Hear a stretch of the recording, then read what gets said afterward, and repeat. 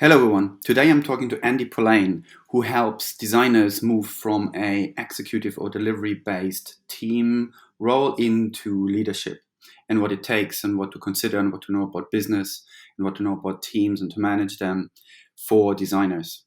So it will be an interesting conversation about people who transition from one particular role to another or want to understand more about what it takes to be a design leader. Hope you enjoy. Before the interview, a quick word from our very first sponsor, Zencaster. We use Zencaster for all our audio and video recording, and it's a very nifty tool that splits up all the channels for very easy editing. Zencaster is used by 10% of all active podcasts.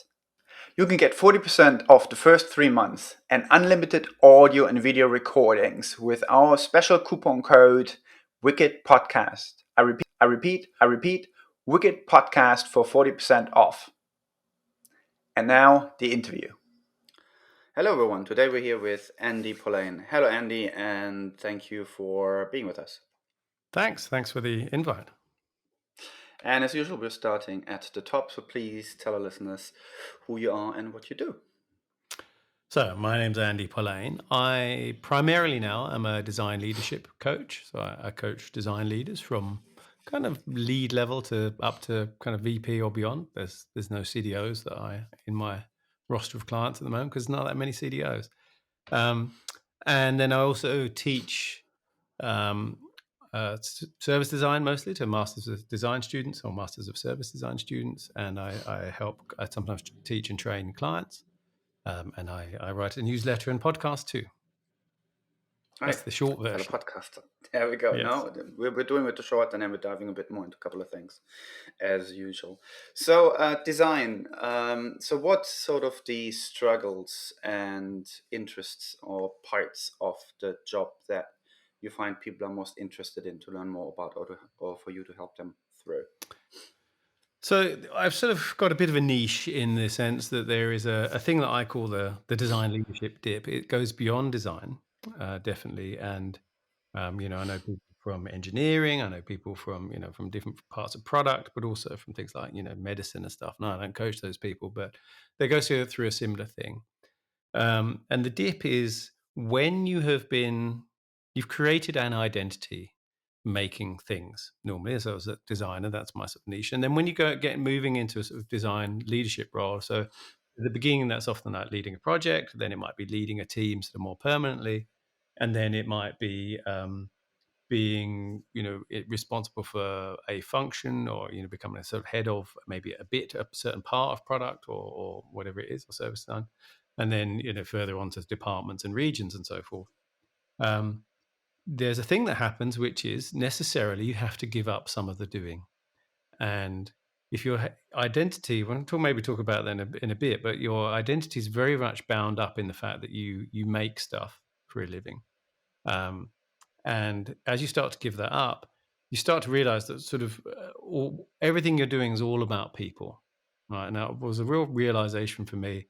Was this moment of like, my job is not really about sort of directing designers, as a design director or regional design director, because kind of experienced designers, and even like fairly, someone who's got a few years under their belt, they generally don't have that much in the way of sort of design problems. They're not sitting there going, "Oh, Andy, I don't know how to design this."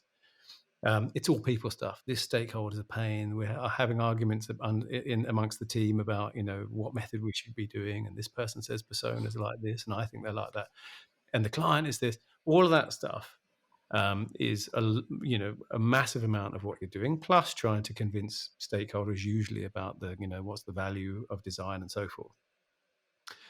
And that's not stuff you get taught in design school. It's also stuff, unless you've been lucky to have good role models and good people above you, it's kind of stuff you don't really learn quite often at all until you get told to do it. And so for some people, it's a real step change. For other people, it's more gradual, where they are suddenly like, oh, now I'm responsible for people, and I'm responsible for people's, development. I'm responsible for the outcomes of this or whatever. and they struggle, right? And that's the dip. So you sort of start to let go of the tools, and that sort of gets a bit worse. And then if I'm drawing a little sort of graph with my finger, and then you're at the beginning of a different journey, and in that dip, Well, the moment you're in that dip is actually meant to be the time when you're sort of at the top of your game, particularly if you're a head of or something, or a design director, a director of. You're supposed to be the sort of, the top of your game, and quite often you might be the most senior design person in your organization, particularly if you're working in-house somewhere. Um, and so it's a bit of an existential crisis because you're supposed to know what you're doing. You really don't feel like you do, and yet it's very lonely at the top, and so you don't have anyone to talk through and talk this stuff through. And that's what my coaching is mostly about: is helping people navigate this. And I think the extra bit of that is for a lot of people, that mid-career moment comes also in sort of midlife moment. So a lot of my coachees, and not all, some of them are in their 20s, some of them are over 50, like me. But a lot of them are in their sort of mid to late 30s to late 40s, and it happens at a moment in life when they're also really questioning everything they're doing. So that's what I coach them through. Oh, everything at once then. So you talked a fair bit about shifting, from your tools to people, and you mentioned sort of the teams that people manage and so on. And you mentioned stakeholders a little bit, and I want to dig a bit more into the stakeholder thing because I'm personally quite interested in the whole silo thing and how organizations are structured. And I think in particular, when you go in more into leadership level, you start talking about budgets and business value a bit more, or other costs Yeah. and other relevancies, rather than just did we a good job for this one client, right?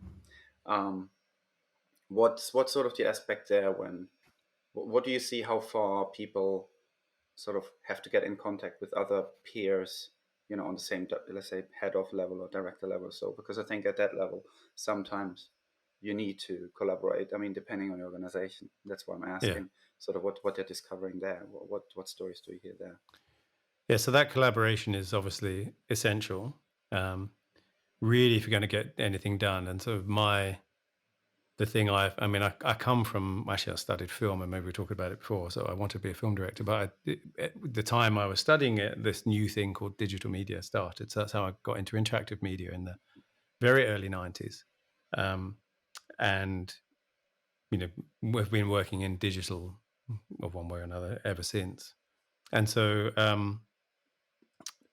one of the things that you really have to do a lot of is shift out of talking about design and start talking about, you don't have to necessarily talk about business. I think this is perhaps a struggle or a mistake. I think it's useful for design folks, senior design folks, to understand, how businesses operate and kind of what's important.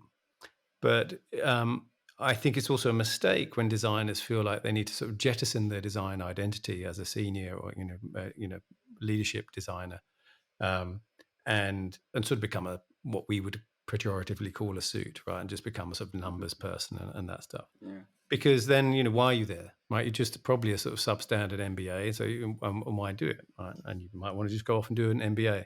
I think that you bring a unique lens through the patterns that you see, through your mindset, the patterns you've seen in the past, and your kind of philosophy that you bring to that. And I think that's a really important thing to bring to that table in leadership in an organization. The shift in vocabulary, though, is there's this kind of rude awakening, I think, when people get into that sort of VP, senior leadership, kind of VP C-suite level, which is to discover that sort of they don't care about design really. It's fairly rare. In terms of what I mean by that is all the process and all the kind of, polish and all the stuff that you've been used to talking about for, 10, 15, 20 years. And suddenly kind of like they don't care. What they do care about is impact and outcomes for the organization. At least that's what they should be caring about. And that's perhaps a different struggle. So sort of shifting what you're talking about, not about, we really need to do more human-centered design because customers really need to be at the center and we really need to do research. Yeah. That stuff's sort of entirely boring. Or not entirely boring. It's not important to, the C-suite. What does matter is this is risky if we do this and we just kind of make loads of assumptions and we try and plan this all out a year in advance. We're going to end up wasting time and resources. And by doing that, we will have then spent those time and resources on things that we could have spent on something else and other opportunities, or we're missing opportunities when all those kinds of things matter. And it kind of takes a while, I think, to get out of the habit. And the part of the struggle is when you're at a kind of head of level or something, is you're kind of having still to speak both, right? You're having to, Peter Merholtz talks about this, of sort of splitting your attention to You're having those kinds of conversations with senior leadership and stakeholders. At the same time, you need to sort of revert back to talking about design and how to achieve those outcomes to design people. So I think we're talking about it at a quite interesting time when we're here in the UK and I think globally to some extent. But I think in particular here we see now that a lot of companies have been shifting, either sometimes outsourcing or cutting or redistributing their design capabilities. So sometimes from centralized to decentralized, sometimes outsourced, and sometimes even getting rid of a lot of people. So do you think that the shift of narrative, because you described it in some sense, when I obviously think about human-centered design, just as the way you do, we're biased, we know what the value is, and the value for the customer is essentially translate as a value to business, because even so the business, I think, should know this, without a customer, you don't have a business, right?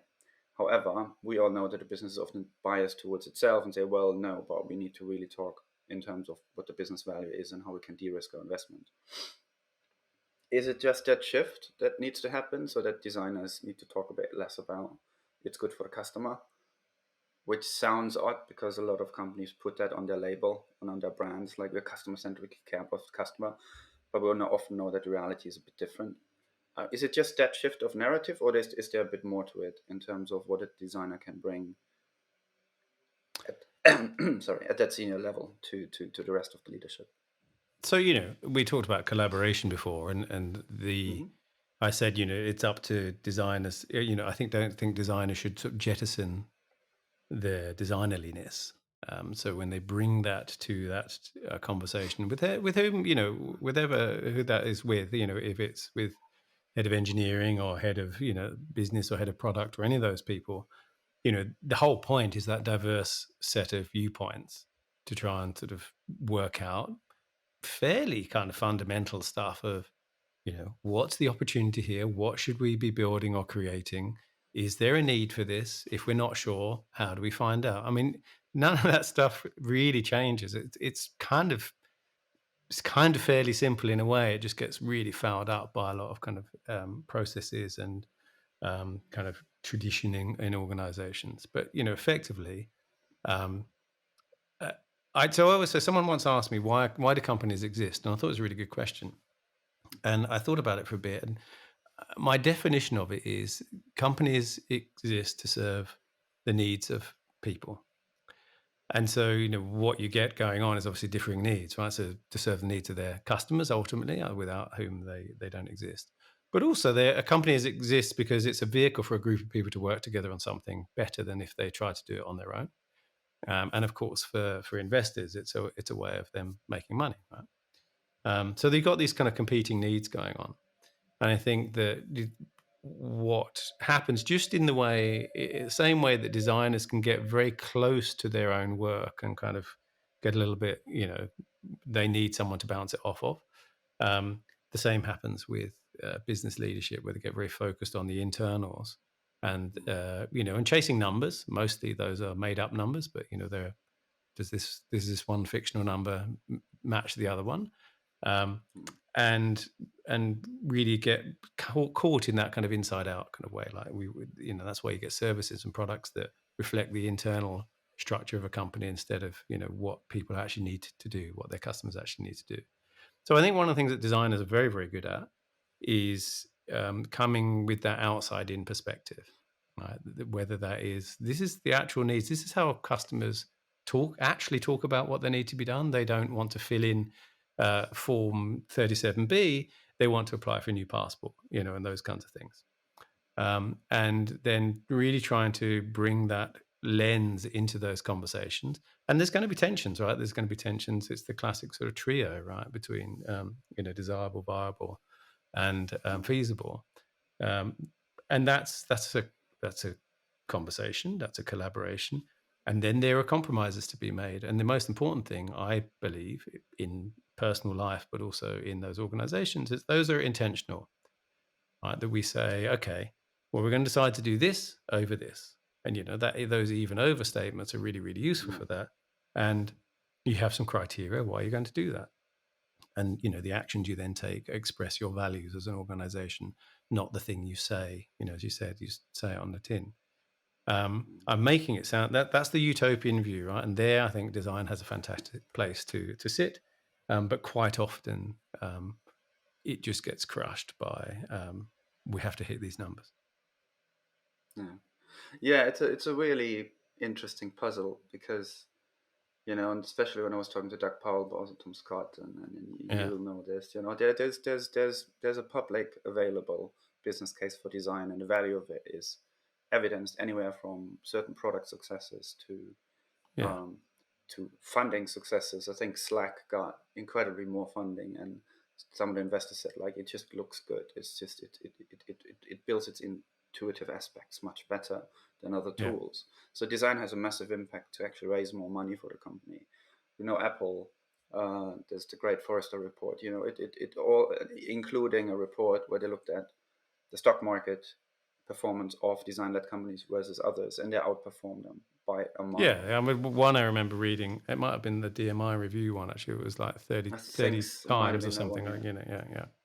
Yeah, exactly. So, and somewhere that's hard numbers, and there's evidence, and I'm still, and I'm in the weeds myself often, working in companies where the maturity level is a bit lower, and there it's even a bit harder often to get that narrative into the upper level. And even when they sort of understand that there's a place for customer experience and the design of it and all of that, or internal processes to be better designed from a human perspective, they seem to really struggle. Do you have any stories sort of where sort of any struggles people overcame? Because that's, I think, what everyone would probably like to know. If this is all these challenges that designers often have when they not just level up or just amongst the C level or something like that. And the narrative doesn't land because there's another narrative there. I mean, do you know what the other narrative really is in specifics, or is there anything to overcome, or any story where you had someone that you talked to who managed to land something and broke something through, or maybe just took the C level out to a workshop or a way day and just gave them a crash course in this is what design is. It's not to tell you that you don't know stuff. It's just to give you that viewpoint so you understand me better, I understand you better, and so on, right? There are a few, and I will say now you've just put me on the spot. I'm trying to kind of think about what they are. I think that I talk more generally, and maybe the specific example will come. Design's secret superpower is making an abstract idea tangible, right? Whether that's in a sketch on a post-it note, or whether it's in a storyboard or a kind of mock-up, or in services service design we often do a kind of like day in the life of fictional kind of future video of like imagine this service was existing, and that's really important. And there's a book by Ken Kosienda called I think it's called Creative Selection. He's the guy who invented the iPhone keyboard and talked about the demo culture at Apple. And it amazed me this actually, because in it he talks about he worked with this other guy, Bass, who doing these mock-ups, these demos rather of the different keyboards. Because I don't know if people know the story, but there was a moment in time where they just stopped all development on the iPhone because they couldn't get the keyboard right. And they were like, everything else is going to be useless if we can't get the keyboard right. No one can even type their name without it. So then they just said, we're going to spend a week or two, just every team is going to prototype keyboards. And the amazing thing was that Bass, this guy, was doing the prototypes of the keyboard in Macromine Director, or would have been Adobe Director. So it kind of, I love that. I thought, that's amazing. So this makes our old hearts feel very warm, doesn't it? Yeah, it does. Yeah, I was like, wow. And so he talked about this demo culture, at Apple, and the way it worked is you'd sort of get selected. It was like a casting show. You get kind of your thing would get selected to go forward, and eventually Steve Jobs would kind of have it in his hand and kind of play with it and give some feedback, and then and go ahead or not. And that's incredibly powerful. Like for non-designers, the ability to be able to sketch out an idea, whether it's a storyboard or a mock-up, it's kind of like magic to people, because most people stopped being able to do that when they're about kind of 10 or 11, whenever they stopped doing art at school. Right?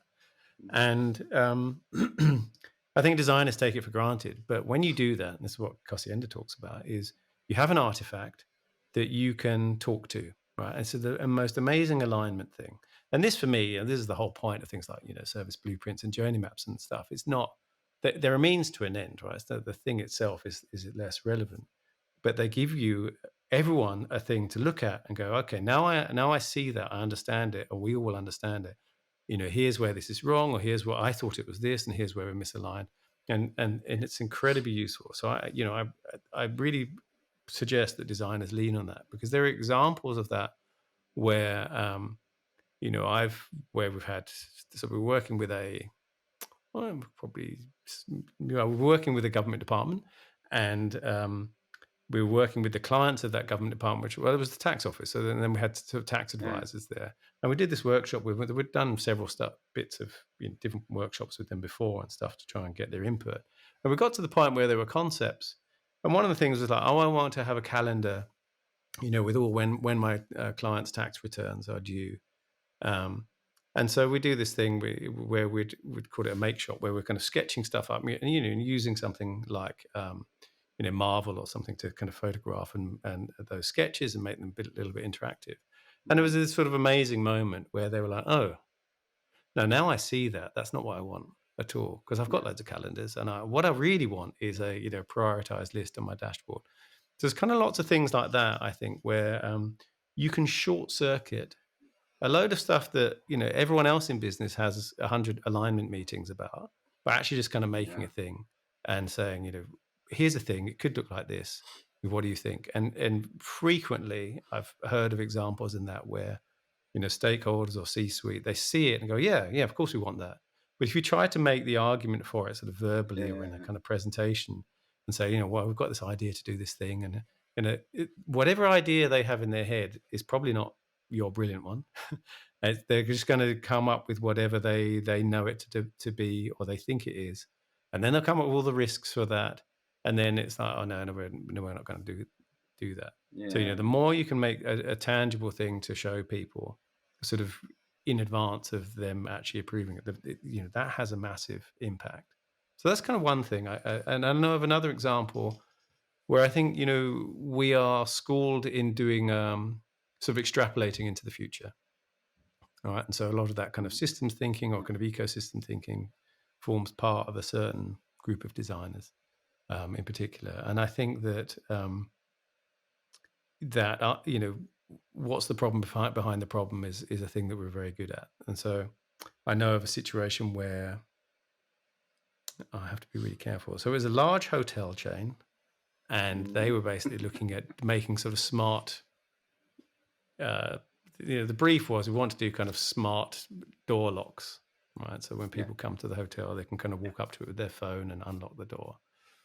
And this wasn't me, but I know the people who were working on this said, this is the sort of height of Airbnb as well. If you're looking at smart door locks, you're really just kind of looking at polishing your shoes whilst the freight train is coming down the track. You're just not seeing what's going on.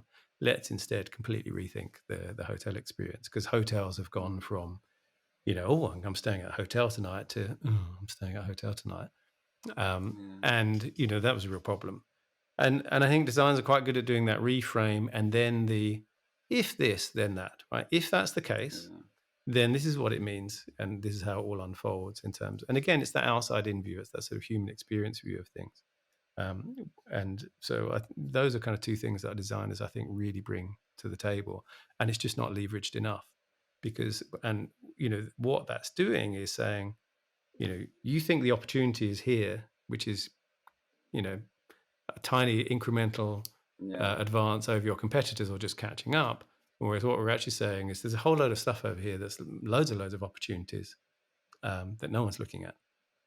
And that's what designers need to get used to talking about to business leaders. I think it's and that's probably tricky. I mean, it's so true. I mean, the whole everything you said about storytelling, rapid prototyping are amazing skills, and they're just amazing values as well, because often.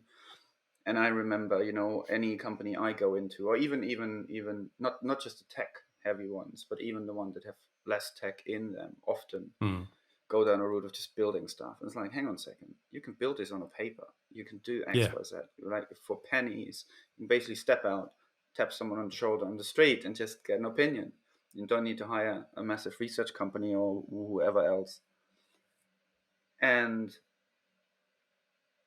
that seems to be quite something that can gain traction, but seems to be also hard for companies to build that into companies, to have this kind of really discovery part in there, because often it feels, so the story I often get back on those ones is, it feels like, we're just thinking, it's design thinking, is thinking, we're not doing anything, we're not building anything. It's like, we actually do that, and the de-risking, I think, is a really good narrative on that you mentioned earlier.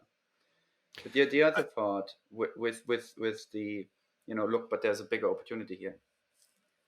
I mean, so I'm just going to bring that challenge back, and then we have time for maybe one more question, because we always have more questions than time. But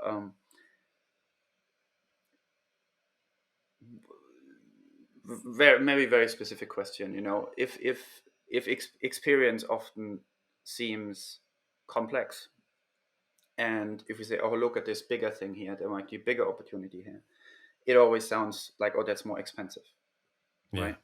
Or that takes longer. What's the answer to that then? Because in a way, that's often true. If you want to look at an area that you haven't looked at yet or no one else has looked at, you'll have to spend a bit more time there to dig down. At the same time, our argument would be, I don't know if it's the same for you, these discovery things can be fairly quick, actually. It can be very fast-paced. And then before you know it, you actually get a really fairly good answer to then decide to go further with it. But the whole complexity thing, how do you crack that narrative? Because I think that I find often is sort of held back to design. And when I see what some of the answers Tom Scott is getting when he's talking to CTOs and CIOs, it's like, oh yeah, design is often seen as, oh, it slows things down. Yeah. So what's the sort of counter? Well, the classic, my classic response to that is, we're slowing you down now in order to go fast in the right direction later. Because if we just run fast and sprint, off, if you sprint in the wrong direction, you can very quickly end up in the wrong place, right? And I mean, there's two bits about this.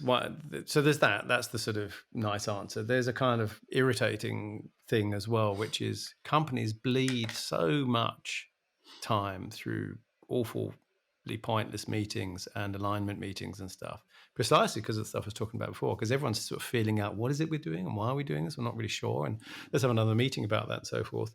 Whereas you can actually, cut to that quite quickly by creating an artifact or getting some data. Yeah. So, yes, it does slow things down, but the desire for speed and velocity is just like any other deadline. It's often an illusion, right? There are very few, if you're a startup and you've got a certain runway of money, then there's a reason for going pretty fast, because you're trying to get a certain, level of traction or your MVP or whatever it is before you run out of money. For like everyone else, not really. There's very few reasons why you should be going really fast, right? And especially like taking the risk of going fast in the wrong direction. Yeah. So again, it comes back to that kind of risk thing, right? Exactly, and even for startups, I'm sorry to interrupt, but it's well documented in particular for startups to not think it completely, because that's the only thing they have is the one idea that they're running with in the beginning. They say if startups are not able to pivot and check quickly if their product gets any traction, they do the same thing. They actually probably test more than others, because for them it's even more substantial and more risky not to check, right? Because if they have one failure, the business is gone. If a company with 5 products has one product failing, they will likely survive it. So yeah, absolutely. Exactly. Yeah. I read, to answer the second bit of the question, I just read there's a really good book by Kate Tarling called The Service Organization. I can really recommend. It's very good. Oh yes, you mentioned that person. And one of the things that a refrain quite often in the book is don't wait for permission. And so I think some of the stuff you just talked about is we can get some quick feedback on. We can sketch up something, we can sketch up some stuff in an afternoon, and we can probably in the same day get some feedback on it, or in the next day get some feedback on it. We can video that response. And what I'm always looking for for those kinds of things when you show it to leadership is the kind of face palm moment where you see a customer like trying to use their thing, and it's just like, oh, this is so irritating, I don't understand this. And it's that outside in view of like, whereas everyone internally is like, oh, but this is really obvious. Now, it's very easy for them to just dismiss that one person, or that customer's not doing it right. They're stupid. They don't get it. But, having some data, whether it is, I'm going to make the best attempt at kind of mapping out our ecosystem and all the sort of breaks in it, which is sort of Kate's thing. Or, I'm going to sketch this thing up or make a kind of prototype, stuff that doesn't take you very long, and show it to some people, or then show that to kind of see, to leadership. That's sort of a little bit sort of guerrilla tactics. I think it can be quite powerful, because then you have data, right? Then you've got the mix of, you might not have that much quant data, but you might have some facts and figures, but you definitely have then some qualitative data as well, and some stories to persuade people. And I think, that is, there's a weird thing that when you're sort of doing that storytelling for business thing, which is, you sort of need some kind of thesis or hypothesis that shakes people up a little bit, ideally. If we don't do this, we're going to, the business is going to go into the wall, or we're going to be disrupted, or, here's this nice shiny new future that this is what it could be. And in that storytelling, there's a bunch of questions that come up, which you should be able to answer. And you should be really thinking, what's the person I'm presenting to going to be thinking about this? How do I know, what data do you have? When you say this, this thing's a problem, how much of a problem is it? And you should have those facts and figures, right? Or we don't know, and nor do you. So let's go and do some research on this. And so you need the facts and figures, but you also need some stories. Like, customer X was trying to do this and it all went wrong, and look at what a disaster it was. Look how terrible we were for their life, or whatever it was. And I guarantee you it's the story that carries the weight. It's the thing that people carry away with them and remember.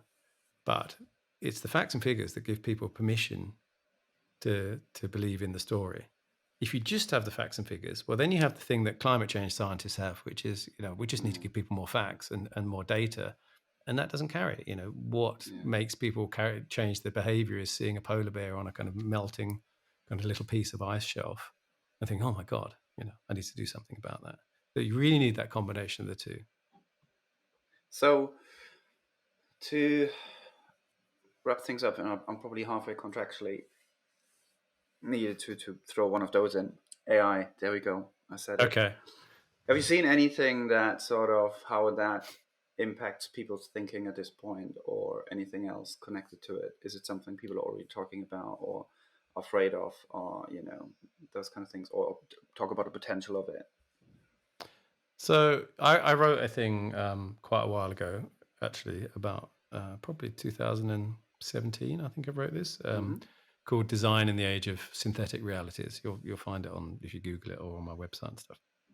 And it was sort of, the core of it became one of the Fjord trends at the time, which I helped write, or wrote most of, but I sort of expanded it and talked about it quite a lot.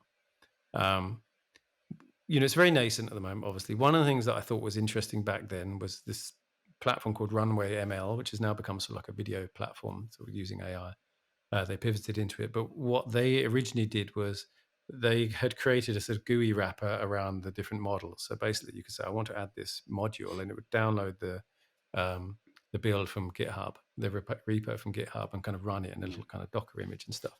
And it was the first time I saw, being able to have fairly rapid feedback loop between, interacting with it visually and, say, generating a bunch of different faces. And go, I want more like that. A bit like you do, hue and brightness and stuff in Photoshop. And when that starts to happen, and it's kind of, like I said, it's very nascent. If you think really the prompts are command line stuff, we're still in the sort of command line. ChatGPT wraps it up in a kind of chat interface, which I think is a clever bit of design, actually, bit of UX. But it's, we're still in that, we talk about prompt engineering, which I hate the phrase of, but it's still very nascent. And I think if you think back to the early days of Photoshop and so forth, or 3D modeling, I remember doing my very first bit of 3D modeling was writing the coordinates of the different nodes on the model, right? Not actually having a physical interface, or a visual interface. So I think, as that starts to accelerate and you get that feedback loop between people using it and then, engineers seeing what people want and kind of reacting, lots of interesting stuff will happen. I think it will probably still be, I think it'll do one of two things. I think it'll, for a lot of very mediocre stuff, it'll just be a cost saver, right? And this idea that I'm going to let the AI do all the kind of the difficult, the drudgery stuff and leave me with time for the strategic thinking is not going to happen. Companies will take advantage of the fact that they can generate a load of stuff and not have to pay a load of people for it, and across many industries, because a lot of people companies are quite happy with mediocrity. It's often sort of better than what they already have. I think it could be has the potential of being a really useful kind of brainstorming and a tool, and a kind of even if you use something like ChatGPT to say, here's a thing, give me kind of another 10 examples of this, or how might I turn this inside out? Those kinds of things could be quite useful, sort of sparring partner. It also has the potential of probably sucking the life out of a lot of people's the stuff they enjoy. And in the visual sphere, I know I've already read an example of a guy. He was a 3D concept artist for a games company, and so his job was to make these, model up like a robot and do a really nice render of it as a kind of still. I was like, oh, this is what this could be in the game. And you normally take him a couple of weeks to do that, and his boss was like, just do it in just do it in like Mid-Journey. And so he can, and it takes him a couple of days to get it. There's still some artistry there, but it takes him a couple of days. But he just said, "No, I'm just a prompt monkey. Everything I used to love about this job has been taken away. I can completely see why my boss wants me to do that, because I can do 10 times the amount in the same amount of time. But I hate this and now. I think there's a certain level of aesthetics and understanding you still need to have in order to make a really good prompted image. But the danger is someone just goes, oh, I don't want to do this, or there's not really a livelihood in it, or people will spend by day be doing their kind of prompt work, which earns them their money, a bit like musicians who write jingles, and then by night they then do their sort of really creative work where they're actually doing it by hand and doing the kind of proper thing. And then there'll be this kind of special, here's this thing, and do you know what? We actually had someone do this for real rather than an AI generator, and it'll become a sort of elite kind of gourmet. It's interesting, isn't it? Like a lot of things, when you say anything from that's handmade or mass produced, it's probably the same kind of. I think it's probably what's kind of conversation. Yeah, and we'll need to see where this gets. Unfortunately, we're at time, so I could talk to you for hours, of course. We're interested in very similar things, and so we can agree with each other a lot, can we? So that's always fun. But it was really nice talking to you, and thank you so much for all your insights and to be with me today. So it's a pleasure talking to you. Thank you so much. You've been listening to The Wicked Podcast with co-host Marcus Kirsch and me, Troy Norcross. Please subscribe on Podomatic, iTunes, or Spotify. You can find all relevant links in the show notes. Please tell us your thoughts in the comment section and let us know about any books for future episodes. You can also get in touch with us directly on Twitter on @WickedandBeyond or @Troy_Norcross. Also, learn more about the Wicked Company book and the Wicked Company project at wickedcompany.com.